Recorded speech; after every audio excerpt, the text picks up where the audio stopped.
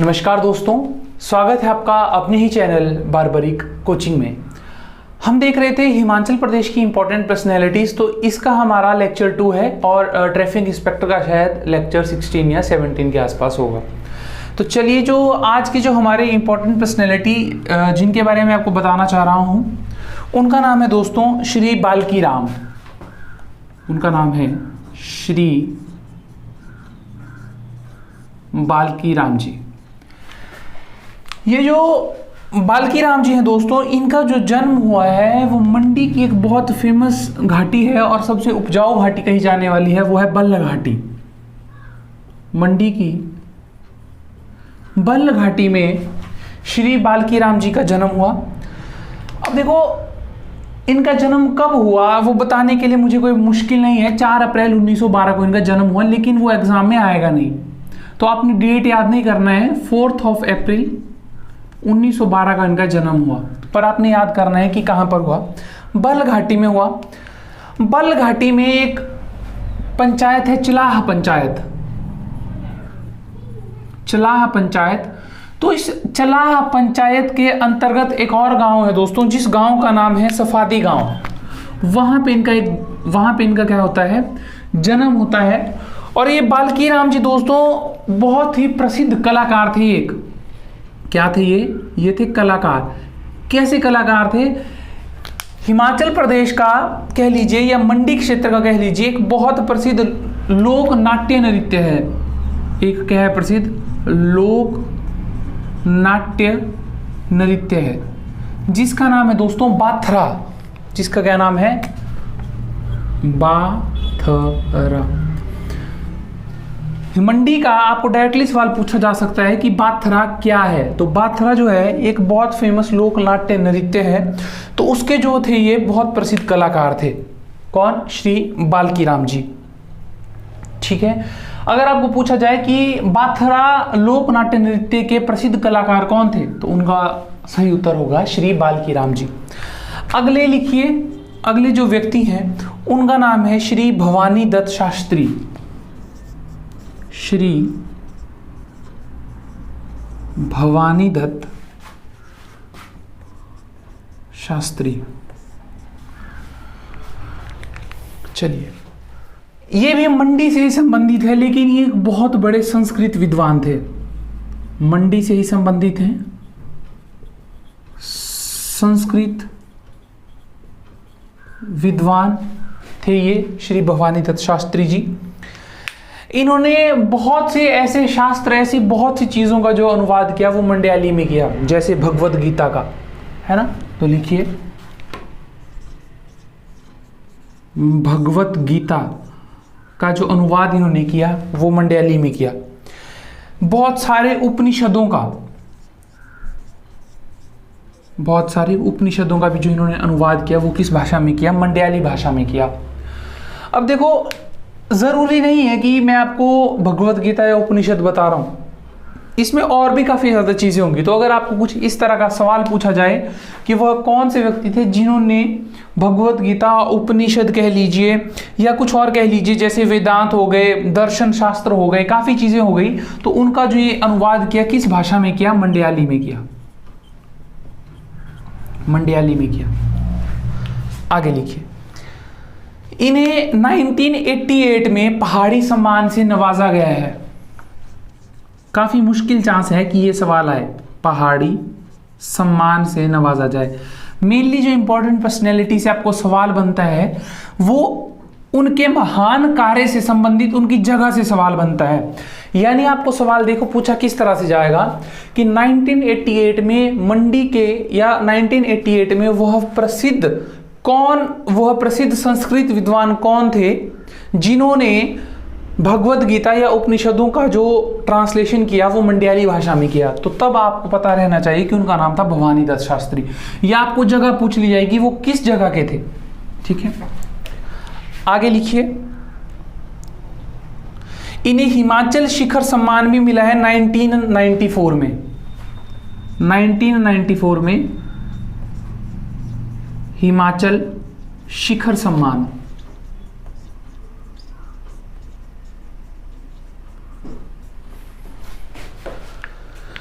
आगे चलिए, अगले जो आपके महत्वपूर्ण व्यक्ति हैं उनका नाम है भागमल सोंठा।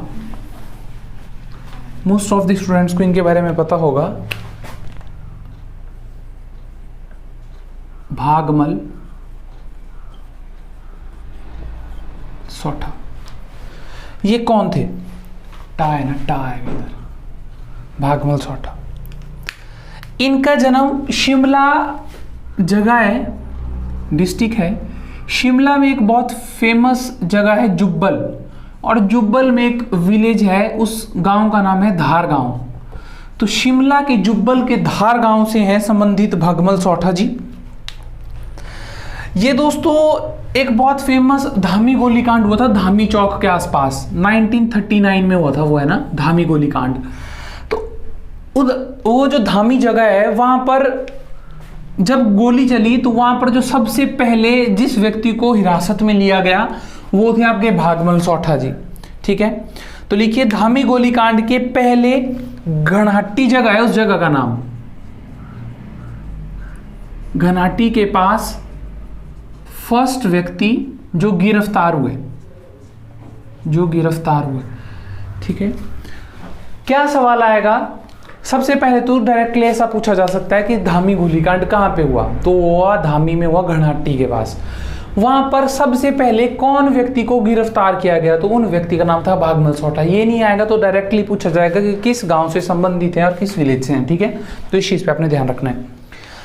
इन्होंने दोस्तों जो भारतीय राष्ट्रीय कांग्रेस के हर वर्ष अधिवेशन होते थे, 1922 में जो अधिवेशन हुआ था वो हुआ था बड़ौदा में, वहां पर इन्होंने पार्टिसिपेट किया था। 1922 के बड़ौदा अधिवेशन में क्या किया था इन्होंने? भारतीय राष्ट्रीय कांग्रेस के अधिवेशन में शामिल हुए थे ये। तो सवाल ये भी पूछा जा सकता है। आगे लिखिए, हिमालयन रियासती जो प्रजामंडल थे उसके ये एक सदस्य भी थे। काफी मुश्किल सवाल बन सकता है लेकिन आएगा नहीं। लिख लीजिए, हिमाचल रियासती प्रजामंडल के क्या थे? ये सदस्य थे, लेकिन इनके लिए इतना काफी है कि जहां से सवाल बन सकता है। अगले लिखिए दोस्तों, जिनका नाम है श्री चंद्रधर शर्मा गुलेरी। श्री चंद्रधर शर्मा गुलेरी। देखिए, मैं आपको एक और चीज से रूबरू करवाना चाहता हूं। अगर आप के भाई बहन या आपके बेटे या कोई भी जिन्होंने फार्मेसी कर रखी है दोस्तों, तो फार्मेसी का जो कोर्स है वो स्टार्ट हो चुका है। पेड कोर्स है, 2 मंथ का कोर्स है। उसमें आपको 2 पोस्ट कोड थे, अभी तो मुझे याद नहीं है, शायद 910 एंड 892 पोस्ट कोड था। जिसने भी फार्मेसी कर रखी है, आपके कोई नोन जो फार्मेसी की तैयारी कर रहे हैं, आप उन्हें बता सकते हैं। डेमो क्लास उनको फ्री मिल जाएगी। पेड कोर्स रहता है, लाइव क्लासेस रहती हैं, मॉर्निंग 6 AM से स्टार्ट होती हैं क्लासेस। तो कोई भी जो आपके नोन जो कोर्स ज्वाइन करना चाहते हैं, आप उन्हें बता सकते हैं। ठीक है, तो अगला है श्री चंद्रधर शर्मा गुलेरी जी। इनके जो पिता थे ना, वो जयपुर का जो राजा था उनके कुल पुरोहित थे। जो जयपुर के जो राजा थे उनके क्या थे? ये कुल पुरोहित, इनके पिताजी कुल पुरोहित। कौन थे कुल पुरोहित? जो चंद्रधर शर्मा गुलेरी जी के जो पिताजी थे ना, इनके जो पिता थे वो थे जयपुर के राजा के कुल पुरोहित। तो बेसिकली ये कहाँ के हुए? जयपुर के हुए। ये एक बहुत बड़े जाने माने लेखक हैं दोस्तों, और इनके इतने सवाल पेपर में आ बैठे हैं ना, मैं आपको बता नहीं सकता हूँ। इनकी कुछ प्रसिद्ध रचनाएं हैं जो इन्होंने पुस्तकें लिखी है। जैसे एक पुस्तक का नाम है उसने कहा था। उसने कहा था। दूसरी पुस्तक का नाम है दोस्तों सुखमय जीवन। सुखमय जीवन। एक पुस्तक है उसका नाम है बुद्ध का कांटा। बुद्ध का कांटा। ये इनकी कुछ प्रसिद्ध क्या है? पुस्तकें हैं। आगे लिखिए, अगर हिमाचल प्रदेश से संबंधित रहे कि हिमाचल प्रदेश से संबंधित इनका कौन सा गांव है, तो कांगड़ा का दोस्तों गुलेर, कांगड़ा के गुलेर से संबंधित है ये, कांगड़ा गुलेर से। और इनके पिताजी का नाम है पंडित शिव कुमार। पंडित शिव कुमार इनके पिताजी का नाम है। जयपुर के राजा के कुल पुरोहित थे ये पंडित शिव कुमार, और कांगड़ा के गुलेर से जो है ये खुद संबंधित है श्री चंद्रधर शर्मा गुलेरी जी। आगे चलिए, ये एक पत्रिका थी ना, उसके संपादक भी रहे हैं ये। एक पत्रिका थी उसके क्या रहे हैं ये संपादक।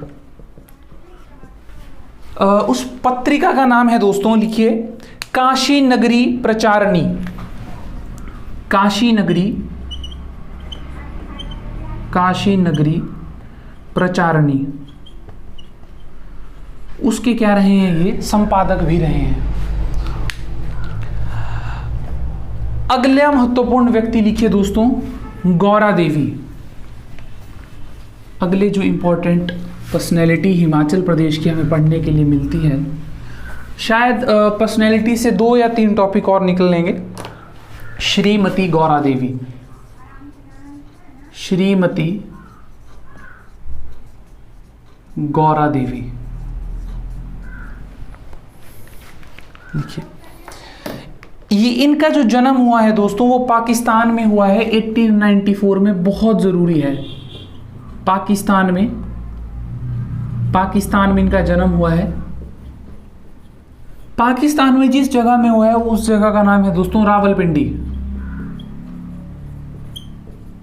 पाकिस्तान के रावलपिंडी में जो है श्रीमती गौरा देवी का जन्म हुआ है। आगे लिखिए, बाद में ये शिमला शिफ्ट हो गए थे। शिमला में जहां पर हुए हैं वो हुए थे किशोर कुटीर में। किशोर कुटीर में ये शिमलाबाद में शिफ्ट हो गए थे। आगे लिखिए,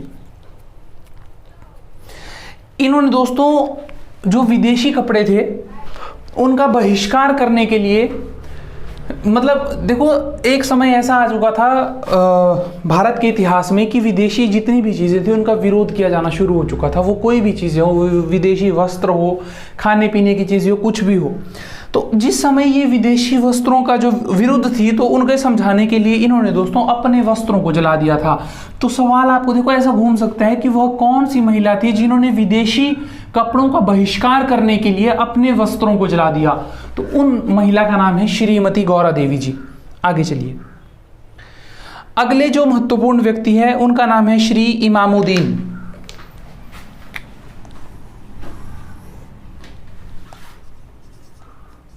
श्री इमामुद्दीन नाहन के अमरपुर मोहल्ला से ये संबंधित हैं। नाहन के अमरपुर मोहल्ला से क्या है ये संबंधित हैं कि वहां से इनका जो है जन्म हुआ है।